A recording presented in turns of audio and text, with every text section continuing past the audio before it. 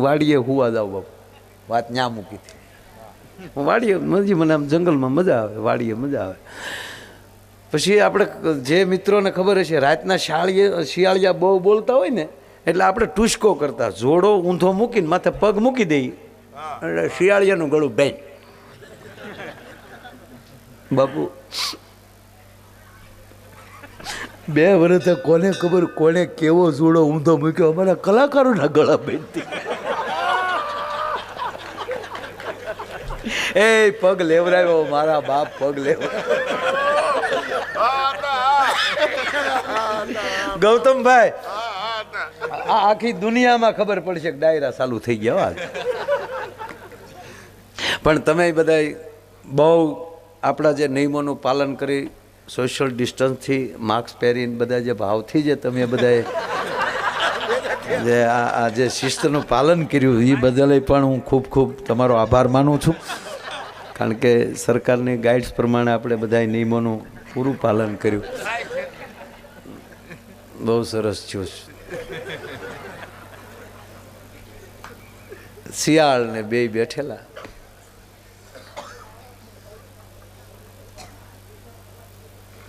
હાવજે વેઇટરને બોલાવ્યો સિંહે કે ભાઈ ઓર્ડર લઈ જા. એટલે શિયાળે તરત કીધું કે મલાઈ કોફતા, પનીર ભુરજી,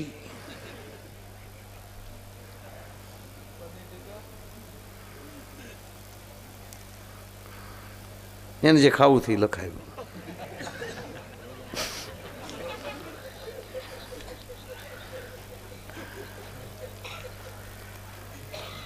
એટલે ઓલે ઓર્ડર લખી લીધો.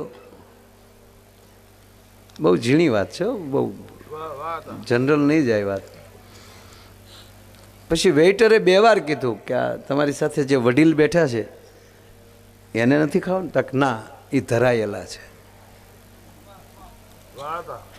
હે, એ ધરાયેલા છે કે છતાં કાંઈ નહીં લે. ત્યારે શિયાળે કીધું એ ધરાયેલા છે ને એની ભેગા બેઠા એટલે, બાકી તો ભૂખ્યા દુનિયામાં રોજ બધા આટા મારે, પડખેવાળાને જ બોલાડી લે છે ભલામણા. તો એ તને લાગે મને ઓર્ડર દેવાય એવો રહેવા દે? એ ધરાયેલો છે. એક બસમાં સિંહ સડી ગયો. સાસણ ગીરમાલી બાપુ બસ નીકળી ને, બસમાં હાવડ સડી ગયો. છેલ્લી સીટે પંજાબથી એક મહેમાન આવેલા હતા, સરદારજી, એને ઉપાડી લીધા. અરે બાજી ગયું હું પાછી. હવે પછી હાવજને કોકે પૂછ્યું કે એ આપણા ગુજરાતનો મહેમાન હતો. સિંહ બોલ્યો અમારે ક્યારે પંજાબી ખાવું જ નહીં.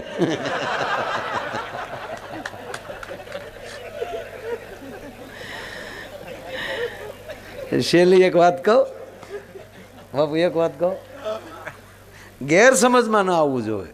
ગેરસમજ કેવા ગોટાળા કરે. કવિ પાલુભાઈ ગઢવીની કવિતા છે, એ કવિતા નથી લેવી, ડાયરેક્ટ એની વાત કરી નાખું. ગેરસમજ કેવી ઊભી થાય એ કહું. એક જણો દિયાચ મેં 3 કોથળી પી ગયેલો અને 2 કોથળી ખિસ્સામાં. 3 કોથળી પી ગયેલો અને 2 કોથળી ખિસ્સામાં, પેન્ટના ખિસ્સામાં. અને એમાં પોલીસની ગાડી આવે. How how how how. હા લે મારા દીકરા કોઈ આપણી બાતમી દીધી લાગે. ગેરસમજ થયો. બાતમી દીધી લાગે. પડખે જ ગટર હતી, ગટર પાસે ઊભા રહી અને 2 ખિસ્સામાં લઈ કોથળી કાઢીને આમ અંગૂઠા મારી દીધા. કોથળી ઢોળી નાખ્યું, મૂકી દીધો. ત્યાં જ ગાડી ઊભી રહી. નાથાભાઈ ક્યાં રહી? બીજા ખાસામાં. સાહેબ તો પૂછીને હોય હાલ એટલે આને તો નાથાભાઈ ને ઘીરે જવાનું, મારે ખોટો ખોટો માલ ગયો હોય તો ગટરમાં લીધ પાછો મળે નહીં કાંઈ. આ ગેરસમજ. પણ બન્યું એવું બાપુ, ન્યાલી એક ભૂણું નીકળ્યું. એનું તો મોઢું ફૂટવાલ જેવું, છરાડ છરાડ. એમાં જ્યાં કોથળિયું જ્યાં ખાલી કરેલી તાજો જ માલ, ત્યાં ફૂટવાલ ચોટ્યો. હવે આને જ કોઈ દી માલ લીધો ન હોય. એક હબડકો સરાડ, બીજો હબડકો સરાડ. કારણ કે એક હબડકે એક પેક જતા હતા સીધા.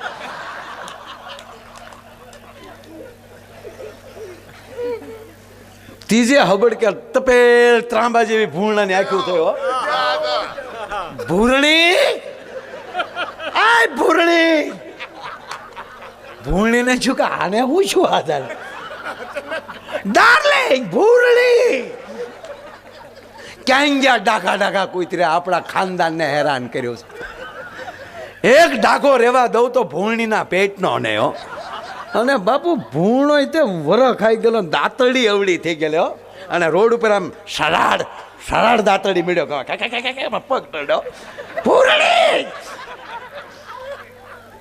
ડાઘો કૂતરો જોઈજો કે આને હું છું ભેહો તા તો પૂછડે એટલે તમને કહો હરાડા હાટ કરીને કાન સુધી સાંભળી કાઢ નાખ્યો એ ડાઘાની હાલત છે ને ખૌરી આગળ ભાગી જાય આની આમું ન હલાય આમ ઝપટ કરે ને એટલે આમાં કૂદે હો હામો પાછો દાંતડી રોડ ઉપર ખરાડ મોટાની દાંતડી કહે સાબાશ ભૂલણી કે સાબાશ ભૂલણા સાબાશ વાહ વાહ તા સરદારની પાઘડી ભાળી ગયો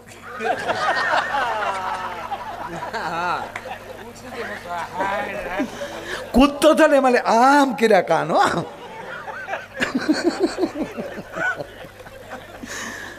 પાઘડી જોઈ ગયો હા 407 ટાટા આવી લાગે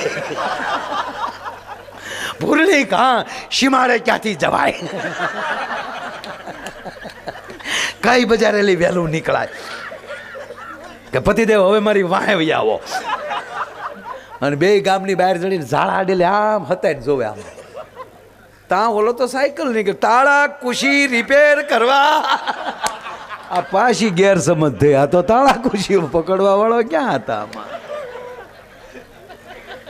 બસ જીવનમાં ગેરસમજવું ન થાય આનંદ કરો ભાઈ બાકી તો આ બધું રોજ હાજા કરવા જવાનું પણ આપણે જઈએ અરે આપણી પછી કઈ વેચી લે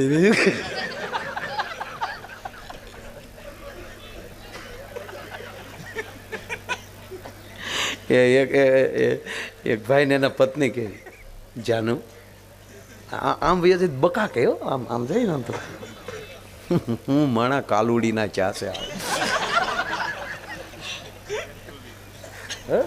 બકા એકચ્યુઅલી બકા જો સાંભળ તારા માટે છે ને ડાર્લિંગ તારા માટે આખી દુનિયા સાથે લડી લો બોલ તારા માટે આખી દુનિયા સામે લડવા તૈયાર છું તો ઓલો ઢીલો પડી ગયો દુનિયા સામે લડી પણ તું મારી હારે હું કેમ બેઠ છો એમ કે ડાર્લિંગ તું તો મારી દુનિયા છો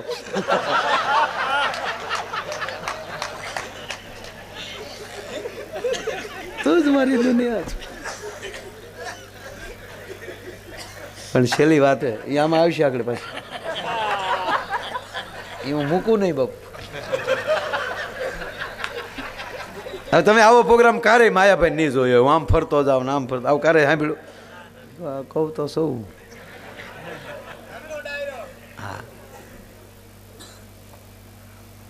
એટલે પેલા એ એક બેન બને છે એને ભાઈથી વધારે દુનિયામાં કોઈ મોટું નથી હોતું જ્યારે ઉંમર એની બરોબર યુવા થવા આવે ત્યારે એને બાપ સાથે પ્રેમ થાય છે પછી એને બાપથી મોટું આ દુનિયામાં કોઈ નથી હોતું અને એ જ દીકરીને બાપ જ્યારે વિદાય કરી દે અને પર પુરુષ સાથે એના ફેરા ફરી જાય પછી આ દેશની સ્ત્રીને એના પતિથી વધારે મોટું કોઈ નથી હોતું અને એ જ જગદંબા જેથી દીકરાને કે દીકરીને જન્મ આપે અને એક માં ત્યારે થઈ જાય દીકરી બેન વહુ અને પછી જ્યારે માં બને ત્યારે આખી દુનિયામાં એના સંતાન સિવાય એને કોઈ વાલું નથી હોતું સાહેબ કારણ કે મહાદેવે જ્યારે ગણપતિને મસ્તક જ્યારે કાપે છે ત્યારે બ્રહ્માંડ ભાંડોદરી એમ કહે છે કે તમે ભલે મહાદેવ રહ્યા પણ મારા દીકરાને હજીવન કરો નકર બ્રહ્માંડનો કોળિયો કરી નાખું મને વાલો મારો દીકરો હોય આ ચાર વિષયમાંથી પસાર થાય છે અને એના કોઠામાં આવા સંતો અને ભક્તો જન્મતા છે એ જનેતાને કોટી કોટી પ્રણામ સાહેબ એ શું એમાં સંસ્કાર કર્યા છે ધરેલા હોય ધરાયેલા હોય એની ભેગા બેસજો એટલે વાત એ કરતો